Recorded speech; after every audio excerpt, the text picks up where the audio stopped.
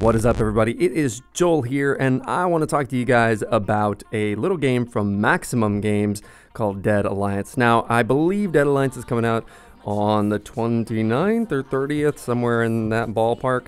And so we thought we would go ahead and jump into the multiplayer beta that they had the past few weeks and just tell you what we're thinking about it. So you're going to be seeing some footage from my, quite frankly, terrible, horrible, just abysmal gameplay, and that's part of what I want to talk about this game. But before we get into that, let's talk about what this game is. Now, they call it a fast-paced multiplayer first-person zombie shooter set in a post-apocalyptic world.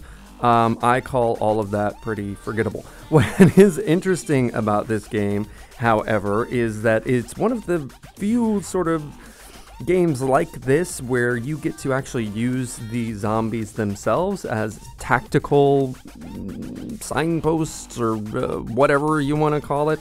Basically, there are different functions within the multiplayer experience.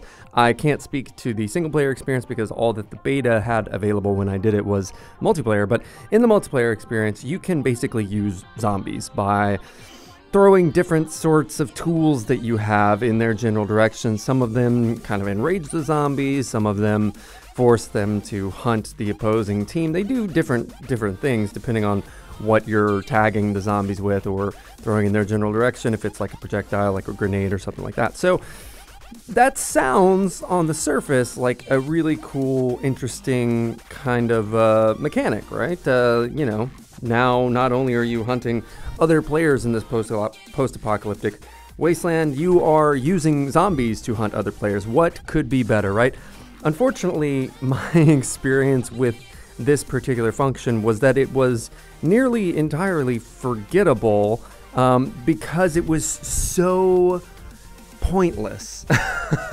There are plenty of times in this game, in the multiplayer experience, where you're gonna get killed by zombies, especially early on. The footage that you're seeing was from, I think, one of, like, maybe my first 2 or 3 playthroughs. It's part of why I'm so horrible at that, and I just suck at first-person shooters in general. But once I played a few more rounds and kind of got familiar with you know, zombies and used to the fact that they're going to charge up from behind and that they're pretty easy to get away from, the zombie mechanic overall just became more of a nuisance than anything else, and it offered very little to the overall gameplay. It just sort of became this thing that you have to deal with occasionally every once in a while. And I would think in a game where it's like, okay, our big deal is you can use the zombies, that you would be using them to a much more devastating effect. Now, that's not to say that there aren't players or weren't players in the multiplayer beta that, like, clearly were using the zombies to just wreck face. There were, and you can get to a point where you're like super good at wrecking face with zombies, but in my experience, and this is like the crucial thing, somebody who's really good with zombie mechanics is never, ever gonna beat someone who's just really good at first-person shooters. If you're good at aiming and you're good at killing junk with your gun, the zombies are gonna mean nothing to you, really. So it doesn't offer anything that's like world-changing to the first-person shooter genre, nor does it offer anything really that's kind of thematically different from what I can see so far to the whole zombie shooter genre. So if we can kind of rule out the fact that this whole zombie mechanic is not necessarily revolutionary, I guess the next question really is, okay, is this just good for the genre that it's in? Is it offering something that's entertaining and fun and meets the price point that they're asking for it? And my honest opinion on that, at least with the multiplayer, is not so much. Now, I will say that the multiplayer beta was pretty limited, but there were so many bugs in the multiplayer beta, so many latency issues, so many things that you wouldn't expect to have to deal with. I am cool with dealing with these things at a certain point in a beta, but an open multiplayer beta this close to release, it's kind of like, okay, this is a multiplayer heavy game, and we're still experiencing things that are making the game pretty close to unplayable. It's not like a deal breaker, but it's definitely a consideration. It makes me wonder, okay, what are we going to be dealing with at launch? Because again, this was like 2 weeks before launch when they did this multiplayer beta. So it's one of those things where it's like you kind of expect to see it, but I saw it just a little bit more than I expected to see it. So in addition to the multiplayer, again, I didn't get to get my hands on any of this, but there's also a solo survival mode, which is just going to have you facing off against zombies and unlocking maps. There's solo player ops, which you would expect. There's what they're calling a zombie MOBA, which I'm not sure that was in the multiplayer or not. If that's just what their general multiplayer was, which was just sort of a capture the base kind of deal. I'm not sure I would call that a MOBA. I'm not sure that laning, I mean, I guess the zombies and charging them out of your base you could count as sort of laning mechanics, but it just did not feel anything like a MOBA to me. And the sort of tactics that were being used by the teams I was playing against and my team didn't really feel like MOBA tactics. It felt more like first-person shooter tactics, like kill the zombies trying to kill you, kill the other players, and you're going to win. You're not going to have, you know, these like complicated laning strategy. At least in my experience, MOBA tactics, MOBA, if I hadn't read that, I would have never even thought to associate this with MOBAs at all. But that could be a totally personal thing. You know, Smite, I guess you could kind of say feels similarly, although I would argue totally against that. Smite very much feels like a MOBA to me. This game, not so much, but they're calling something, maybe it's what I played, maybe not. They're calling it a zombie MOBA. And that's pretty much it. They really bank on the fact that their multiplayer is frenzied. I will definitely say that's true. It is frenzied, especially early on when you're just learning to figure out the mechanics and the zombies. The zombies are going to wreck you a few times for a few games for a while, as you can see in my footage. But what they're not going to do is change the gameplay so drastically that you're like, what is this new genre that's been created? Dead Alliance has created a new zombie post-apocalyptic MOBA, first lane, blah, blah, blah, blah. It's not going to do that to you at all. You're just going to be like, okay, this is another zombie shooter, except now it has this little function that honestly is easy to understand and easy to overcome. So for me, it was more of a nuisance than anything else. I got to the point where I was just like, I just want to wreck face. I just want to kill. I just want to indiscriminately murder teenagers. Please don't publish that anywhere but in this video. And the zombies were just annoying.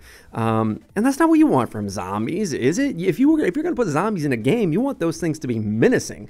You want those things to be scary. You want it to be like in my mind, if I'm closing my eyes and someone tells me, okay, there's this game, it's kind of like a MOBA, but it's a first-person shooter kind of MOBA, and there's different lanes and different maps, and you get to control zombies, and zombies are being controlled against you. I like close my eyes and I'm seeing like Left 4 Dead shit. I'm seeing like scary, creepy Resident Evil, like you're trying to stalk somebody, some, you know, dude, and you're trying to get up to some building with a sniper rifle, and all of a sudden a wall collapses behind you and a horde of zombies comes in, and you got to think fast and get the hell out of it. That's not what this game feels like at all. It's not scary. It is frenzied at time, but it's not necessarily like totally unpredictable or insane or thrilling or suspenseful. It's just like slightly annoying and sometimes slightly gratifying, but that's pretty much it. So when it gets down to it, they're asking $40 for this game, and I believe it's going to be available on PS4, Xbox One, and on Steam, and not, at least the multiplayer. I would say if you were to sort of split this game into what I would say is probably 2/3 of this game is aimed at multiplayer. So would I pay 2/3 of $40 for this game? No, I wouldn't. At least not on release. Something else that could have totally just been a beta thing, but definitely was rather limiting, was the loadouts. You have a few different loadout options, but honestly, there's only one or two that I would consider viable in a multiplayer environment and in these kinds of multiplayer environments. With the limited maps we had available, limited game modes we had available, and the limited loadouts we had available, I would say loadout seemed like it was the most sort of, this is what the final thing is going to be. And if that is the case, those loadout options are only going to be interesting for maybe 10 to 20 hours of gameplay. After that, it's going to get super repetitive and boring. Now, I believe that you can upgrade and customize all of that. It just wasn't available in the beta. So if that's true, take what I just said with a huge grain of salt. It might be really thrilling and interesting to unlock all kinds of weapons and do different loadouts and yada yada yada. But if it is not, if it is basically what it was in the open beta, which is just, I think it was like 5 or 6 loadout options, it's not very interesting. So that's another thing that's quite kind of an issue. And the fact that the way that you control zombies, the projectiles and weapons and whatever that you have to control zombies is linked, or was in the beta, to the loadout that you have, which is not great. I mean, it locks in this way. It locks in how you're controlling zombies to what kind of weapons and kind of sort of tactical gameplay linked to those style of weapons that you choose, which is not that interesting for me. You know, just because I want to be a heavy gunner does not necessarily mean that I also want to cause zombies to go into a frenzy. Maybe I want to be a heavy gunner and also have the ability to attract zombies to a certain place. Now, those are totally hypothetical things that I'm pulling out of my ass. That might be totally what you can do, but you get my point. My point is that I think that you should be able to fully customize your loadout, including your zombie control mechanic. I think that that's really the only way that this whole zombie control thing becomes fulfilling in the long run, is if you can constantly upgrade it, customize it, while you are upgrading and customizing your weapon loadout and your armor loadout as well. Then you get into a place where, okay, this zombie mechanic is interesting because I'm developing it. As it stands, or as it stood in the open multiplayer beta, it was basically just a standard sort of one and done ability that was attached to a loadout. And if that's what it becomes, if that's what it is upon release, okay, I guess. But I think what makes it really great is if you treat it like any other sort of player controlled gameplay mechanic in a first person shooter. That is when, and even in a MOBA too, that is when you are kind of stepping over the line into, this is really interesting, because now every time you're playing against other players, you're seeing people doing things with zombie you didn't even know was possible. You're seeing people doing things with zombies that's totally unpredictable. You're seeing as much customization in sort of the zombie control mechanics in the game as you are just in players in general, and in their loadouts and in their armor and their weapons. That to me becomes far more interesting than just saying this, you have, you know, 1 to 4 options on your zombie control mechanic. It's just not enough. It's just not enough for me, especially when you're asking $40 out of what looks like it is mostly a multiplayer experience. It's just not. I need more from that mechanic on its own, and when you get into the gameplay, it's just not that influential and exciting and cool of an idea to warrant that much money. So you're going to need to build it out. The idea is very sexy, I think, but in this open multiplayer beta anyway, it's just not executed in the way that I would want it executed, and in a way that's exciting and encouraged me to keep playing and keep playing. I mean, I played on every map, I played on every loadout, and that was pretty much it. And I was happy to be done because of glitches, because how boring the mechanic ultimately proved to be.